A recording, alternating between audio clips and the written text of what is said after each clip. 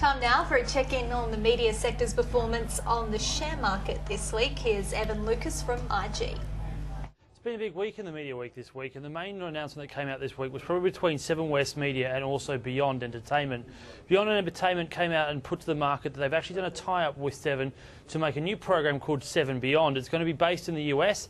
Beyond has a very, very good record over there. It has obviously programs like you've seen with Mythbusters. You've also seen legacy programs such as Rebone and also other areas of that sort of material that has been based in the US. It's a very good tie-up. It means they can put better legacy material over into the US with a production team that actually looks like it's working. The market's really, really reacted quite strongly to it, and that is good to see. We have seen Beyond up roughly around about 26% over the last 3 days and up 33% since the announcement.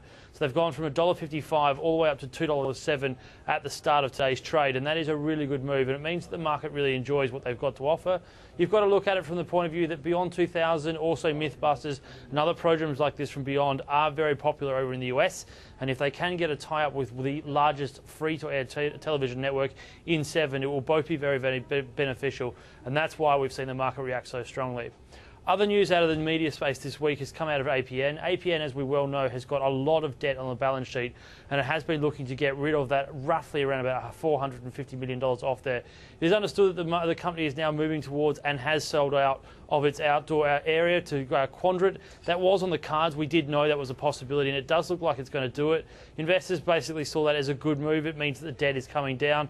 It has seen a very good spike up in the share price, and APN has now moved up roughly around about 8% over the last 2 or 3 days, or up around about 4 or 5 cents. And that is good news, but we will probably have to see more and more news regarding how they're going to get that debt down, and don't be surprised to see more and more of this kind of material being shedded out of these kind of companies on the way soon. Okay, let's get some more detail on those stories mentioned there, including APN selling its stake in APN Outdoor and what that could mean for the radio business. Let's go back to James Manning from Mediaweek.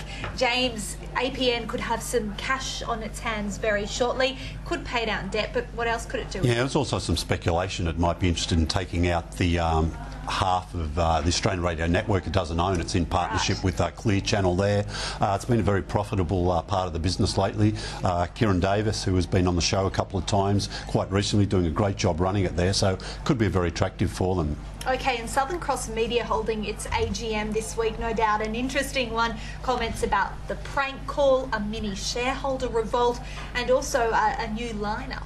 Yeah, look, the remuneration package proposed by Reece Holleran there got sort of it got passed, but there was enough shareholders to put the company on notice. Look, right. You know, I think what do you call it, the first strike. Yeah, so that comes into play now. So yeah, some of them weren't happy with the proposal. Maxwell Wilton, the chairman, created a little sort of mini fuss, if you like, but people reporting on this company like looking for sort of controversy, so they beat this one up. They thought he was dismissive of the prank call. Right. You know, I don't think so. I mean, so much gets read into this whole thing. You know, I think they've been quite respectful as much as they can be of what was an unfortunate circumstance, if you like. And yeah, then Reece Holleran also talked about some new lineups to come. This comes as the backdrop, of course, of contract negotiations. He talked about the Today Network, which was their shining light. It's in a bit of trouble. You know, they're only #1 in Sydney. They haven't got a breakfast show in Melbourne. They're sort of changing over. They haven't revealed yet who's going to be doing that. They've got a new breakfast show starting in Perth soon, and then sort of trailing badly in Adelaide and Brisbane. Okay, what about Carl Sanderlands, because his contract is up for renewal and there's talk that he doesn't want a one-year deal, he wants more. Yeah, that's one of the troubles of that Today Network. They are #1 in Sydney, but that breakfast team, Kyle and Jacko, were off contract at the end of this year. There's only a couple of weeks of survey left. There was some speculation, look, the company was only offering Kyle a one-year deal, then he'd finally buckled and said, yeah, look, okay, I'll take that. He came out very strongly this week and said, yeah, look, no, that's not the case. No way, I'm not signing for one more year. So they'll either have to negotiate a longer deal that makes him happy or appoint a new breakfast team. Now, there's a big competition around this week as well within ARN. Basically, Mix is giving away a retail food franchise to one listener. This is not something I've Sounds heard like a before. good prize, doesn't it? You know, Sure you does, become yeah. your own boss, you know, if you win this, which is Gift pretty that keeps on exciting. giving. Yeah, so the franchise is the Salsa. I think it's a Tex-Mex grill business Right, yes. when they're sprouting up all over Australia. The interesting thing is it's been started by the founders of Boost Juice, which is Janine and Jeff Ellis. Now, Jeff Ellis's background, of course, is in radio. He was one of the content directors for the Austereo network. Helped build that into the success it has become. And they've done this before. I think they gave away a Boost Juice franchise, maybe once in Melbourne, once in Sydney. I think there was one in Manly they did this very successfully. And it just shows They'd have to assess their suitability, though, to run one. Oh, yeah, you've got to go through they do all the tests and that on the competition and pick a likely candidate, you know. But the upside for them is, of course, they get a franchise operator who'll pay the, you know, franchise fees for years to come.